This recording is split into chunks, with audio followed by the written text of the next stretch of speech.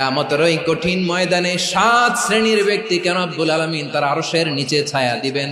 তার মধ্যে প্রথম শ্রেণীর ব্যক্তি হলো ইমামুন আদিল, যে ইনসাফের সাথে বিচার করে, যে জাস্টিস সমাজে সার্ভ করে, যে সুশাসন নিশ্চিত করে, ওই ইমামুন আদিল। আদিল শব্দটা বুঝছেন না? ইন্নাল্লাহা ইয়া'মুরু বিল আদল, পাইছেন? আদিল। 7 শ্রেণীর ব্যক্তিকে আল্লাহ তাআলা সুশীতল আরশের নিচে ছায়া দিবেন, যেদিন তার দেয়া ছায়া ছাড়া কোনো ছায়া থাকবে না। এর প্রথম হচ্ছে ইমামুন আদিল, ন্যায়পরায়ণ শাসক। চিল্লায় বলেন সুবহানাল্লাহ।